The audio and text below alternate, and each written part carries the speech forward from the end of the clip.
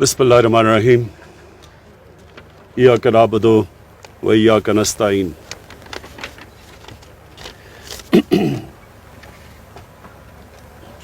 अच्छा ठीक है। आज मैं गिलगित बल्तिस्तान की काबीना और ख़ास तौर पे चीफ मिनिस्टर साहब आपको मुबारक भी देता हूँ और मैं ये आपसे उम्मीद लगाता हूँ कि इंशाअल्लाह ये वो मुंतखब हुकूमत गिलगित बल्तिस्तान में आएगी जो कि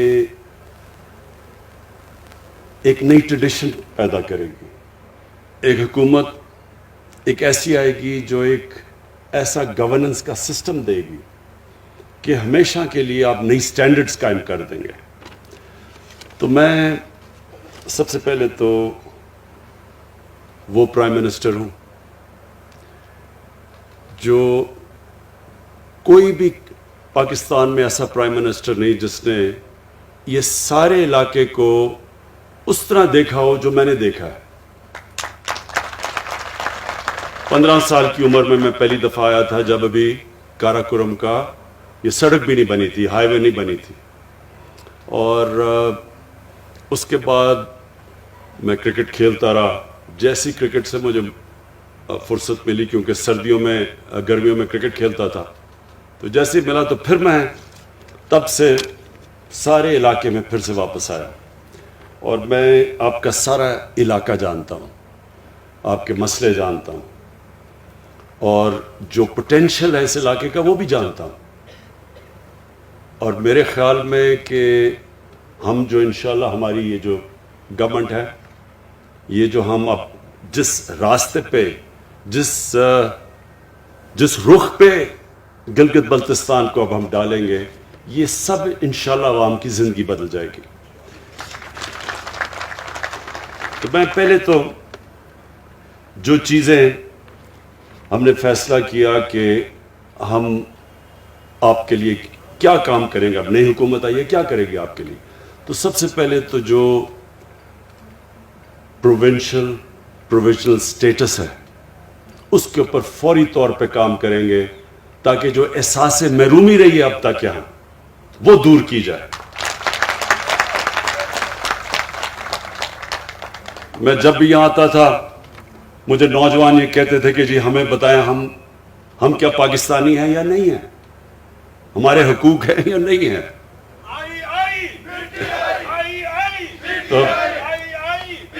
तो मुझे जी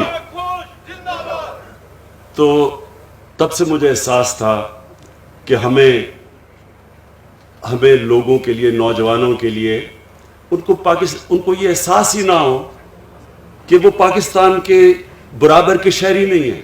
ये एहसास दूर करने के लिए ज़रूरी था कि ये जो हमने अब नया आपके लिए सेटअप बनाया है और जो इंशाल्लाह इसके ऊपर अब डिटेल्स में काम होगा कि कैसे आपका ये प्रोविजनल स्टेटस जो प्रोविंस का है उसके ऊपर पूरी तरह काम किया जाए। और फौरी तौर पे हम कमेटी बिठाएंगे जो इसके ऊपर अब बाकायदा टाइमलाइंस के साथ काम करेगी। तो ये तो इंशाल्लाह एक बहुत बड़ा एक जो इशू था वो ख़त्म हो जाएगा आपका। इंशाल्लाह आपको ये फीलिंग बिल्कुल नहीं रहेगी। और हमेशा जो दुनिया का सिस्टम कामयाब सिस्टम होता है उसके अंदर सबसे बड़ी चीज़ ये होती है सेल्फ गवर्नेंस। लोगों के पास इख्तियार होता है अपनी ज़िंदगी के फैसले करने के लिए, कोई बाहर से आके उनको बता नहीं सकता।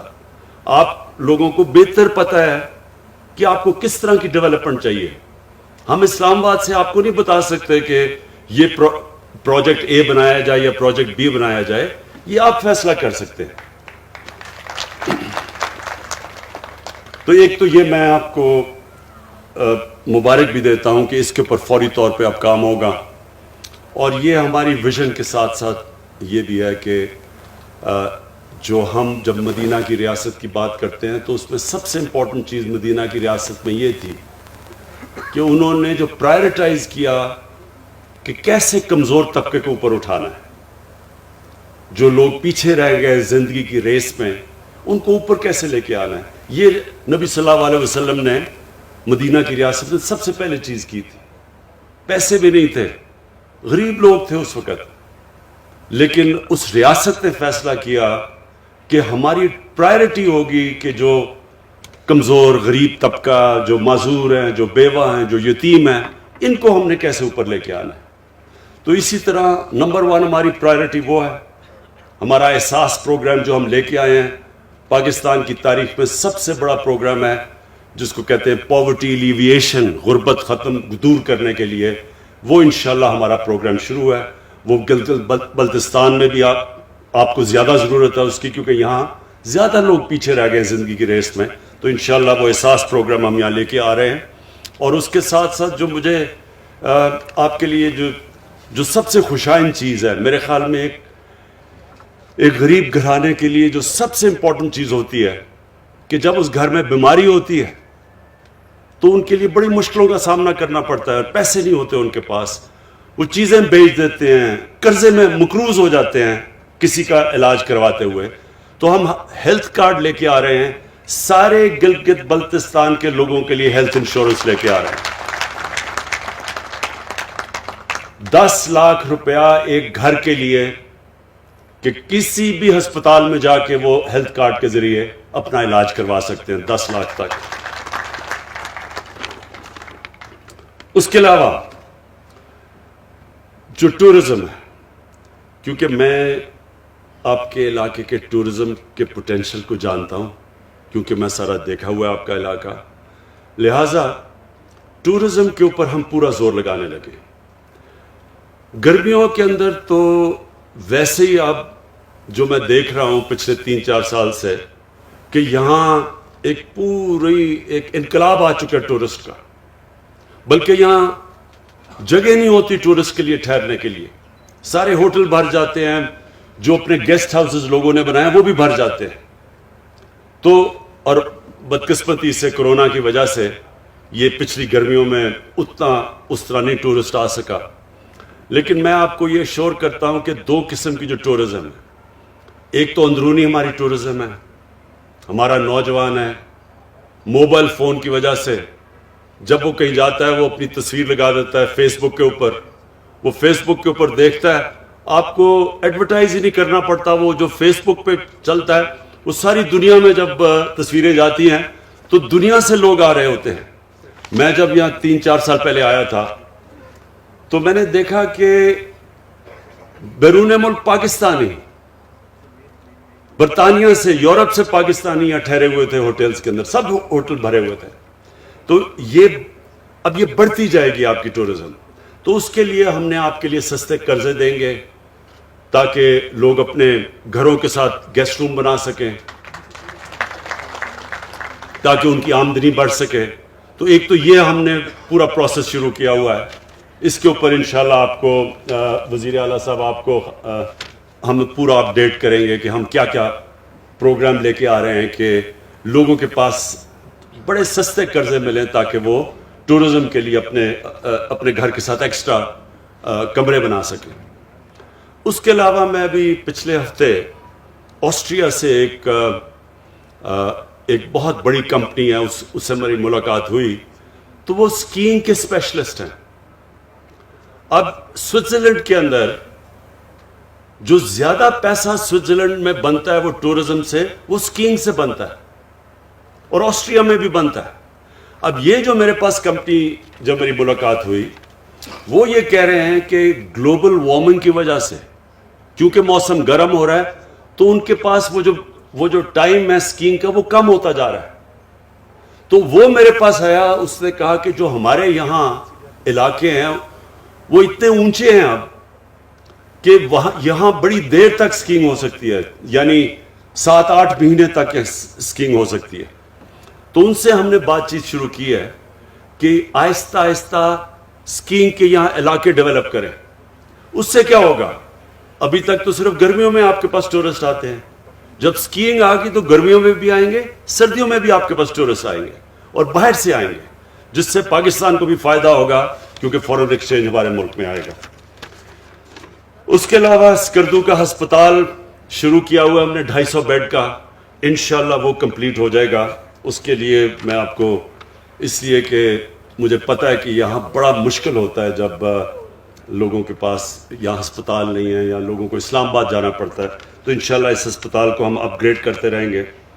ہم ہائیڈرو الیکٹریسٹی، پانی سے بجلی بنانے کے یہاں بڑی جگہ ہیں. فیصلہ کیا 300 میگا واٹ ٹوٹل بجلی یہاں، جو سارے گلگت بلتستان کے لیے ضرورت سے زیادہ بجلی ہو جائے گی اگر ہم 300 میگا واٹ بنائیں. تو 2 بن رہے ہیں ہمارے، 2 hydroelectric stations, power stations بن رہے ہیں، 2 پائپ لائن میں ہیں، ان کے PC1 تیار ہو گئے ہیں، اور 2 اور کہ ہم نے اپروو کر دیے ہیں. تو 6 تو آپ کے سٹیشن بن جائیں گے. اس کے علاوہ جو ہم نے پختونخوا میں کیا تھا مائکرو ہائیڈل سٹیشنز، چھوٹے چھوٹے سٹیشنز، وہ انشاءاللہ ہماری پوری کوشش ہے کہ چھوٹے چھوٹے علاقوں میں چھوٹا چھوٹا ایک ایسا سٹیشن جو کہ سارے گاؤں کو بجلی دے سکے، وہ بھی، اور اس کے ساتھ سولر بھی. یہ بھی کوشش کریں کہ تاکہ آپ کے سارے علاقے میں بجلی آ جائے. پھر special economic zone. Special economic zone CPEC کے راستے میں ہے، بلکہ ہماری کنیکشن ہی چائنا سے گلگت بلتستان کے ذریعے ہے. اور اس کے لیے ہم نے فیصلہ کیا ایک اسپیشل اکنامک زون کا. اسپیشل اکنامک زون کا آپ کو پتہ ہونا چاہیے کہ اس کے لیے ساری فیسلٹیز کی ضرورت ہوتی ہے. اب تک یہاں مسئلہ یہ ہے کہ ہمارے پاس بجلی اتنی نہیں تھی. تو ساتھ ساتھ جیسے بھی ہائیڈرو الیکٹرک پاور بنتا جائے گا اور اس کے ساتھ ساتھ اسپیشل اکنامک زون آپ کا بنتا جائے گا. گورنمنٹ اس کے اندر کام ہوتا ہے پورا انفراسٹرکچر بنانے کے لیے، اور باقی خود انڈسٹریز آ کے وہاں لوکیٹ کرتی ہیں. اور کیونکہ یہ سی پیک کے راستے میں ہے تو یہ پہلا انشاءاللہ ہم ایک اسپیشل اکنامک زون آپ کے لیے ہم بنائیں گے. اور انشاءاللہ جو ہماری سب سے زیادہ کوشش یہ ہے کہ اس کو ایک ٹورزم کا ہب بنا دیں. اب میں آپ کو تحریک انصاف کی ویژن کی بات کرتا ہوں کہ میری ویژن کیا ہے. میری ویژن یہ ہے کہ ایک تو جب مدینہ کی ریاست کے اوپر چلتے ہوئے ان اصولوں پہ نچلے طبقے کے اوپر ہم پورا زور لگائیں، ان کو اوپر اٹھائیں. اللہ کی برکت آئے گی اس ملک پہ. حضرت علی رضی اللہ تعالیٰ کا قول ہے کہ کفر کا نظام چل جائے گا لیکن ظلم اور ناانصافی کا نظام نہیں چل سکتا. جس ملک میں جو ریاست اپنے کمزور طبقے کا دھیان نہیں رکھتی وہ کبھی اوپر نہیں جا سکتی. یہ ذہن میں ڈال لیں، کیونکہ اللہ غریب کی تکلیف دیکھتا ہے. اس کی غریب کی جب وہ مشکل وقت میں اس کی جو آواز ہے وہ اللہ سنتا ہے. برکت نہیں آتی ان معاشروں میں. اسی لیے ہمارے نبی صلی اللہ علیہ وسلم نے اس کے باوجود کہ ان کے پاس وسائل نہیں تھے، انہوں نے سب سے زیادہ زور اپنے کمزور طبقے کو دیا.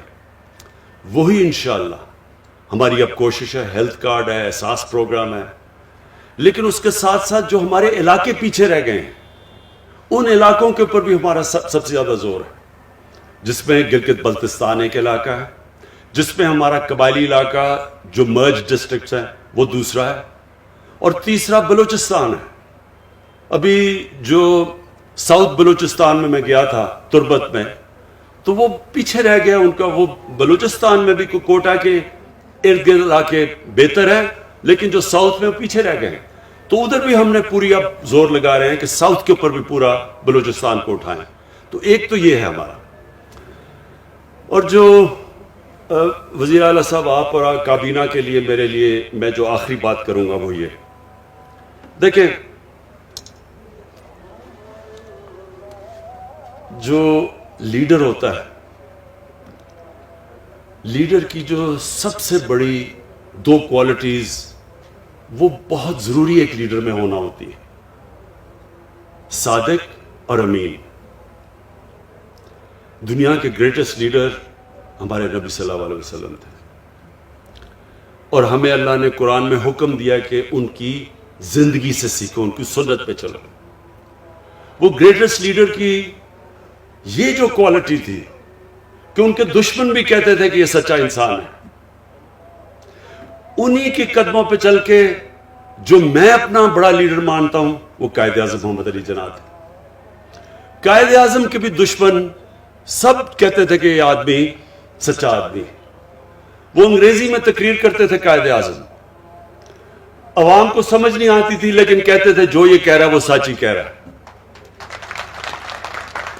میں یہ چاہتا ہوں کہ یہ بہت ضروری ہے کہ آپ کے اوپر جو یہ اللہ کی طرف سے ذمہ داری آتی ہے, بڑی ذمہ داری ہوتی ہے کہ آپ کو ایک خاص مقام دیا ہے وزیر اعلیٰ اور وزیروں کو کہ آپ اپنے لوگوں کی زندگی بہتر کر سکتے ہیں.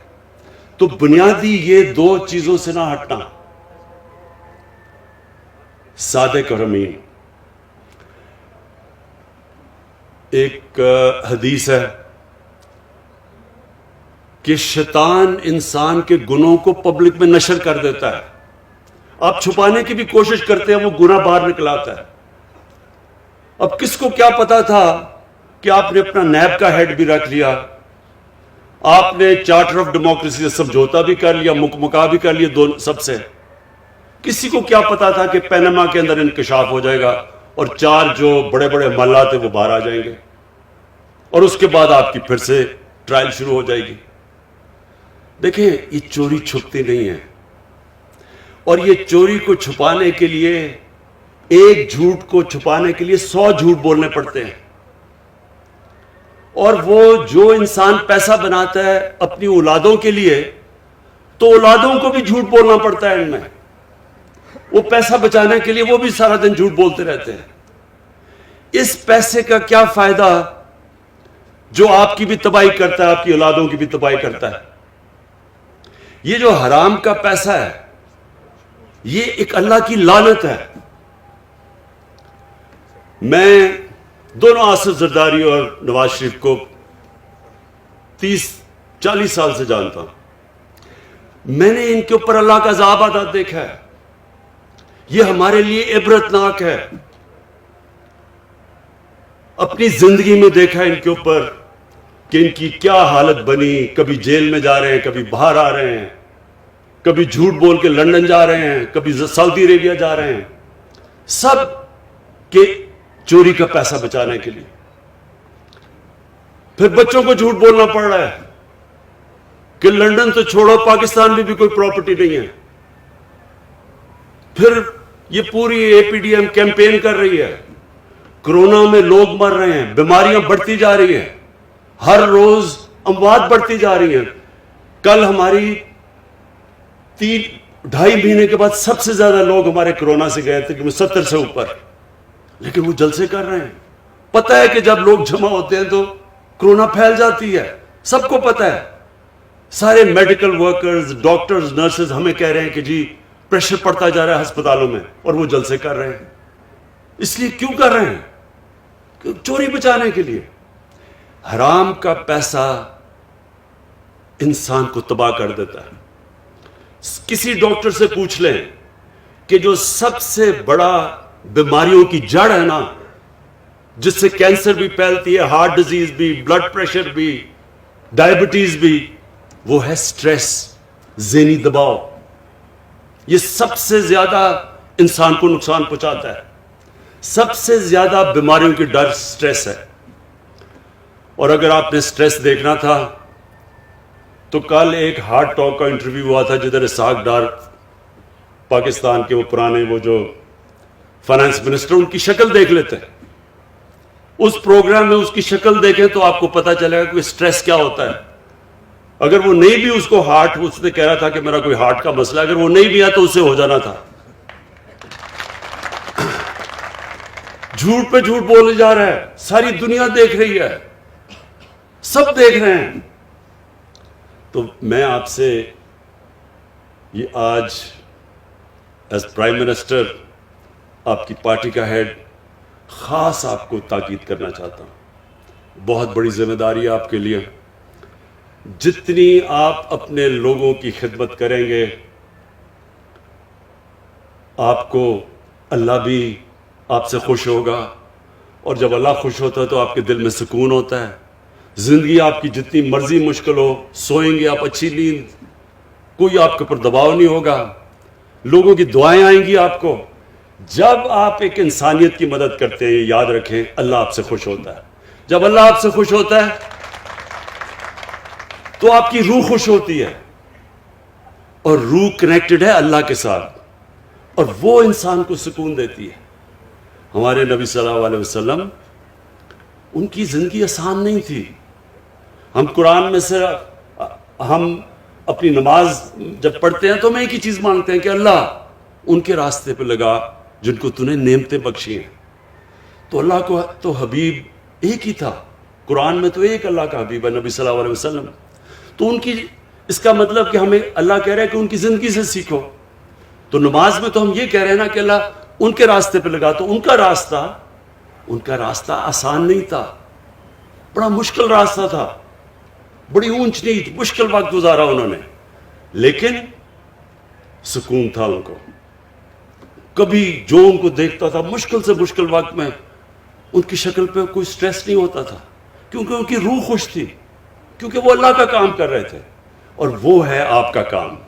جب آپ اپنی عوام کی خدمت کریں گے, آپ اللہ کا کام کریں گے, اللہ آپ کو وہ خوشی دے گا جو کبھی پیسہ وہ خوشی خرید نہیں سکتا. اور آپ انشاءاللہ اس گلگت بلتستان میں وہ چینج لے کے آئیں گے. ہم آپ کے ساتھ کھڑے ہیں, سینٹر آپ کی پوری مدد کرے گا, اور میں یہ چاہتا ہوں کہ جب آپ کا ٹائم پورا ہو تو گلگت بلتستان کے لوگوں کی زندگیاں بہتر ہو چکی ہوں. شکریہ.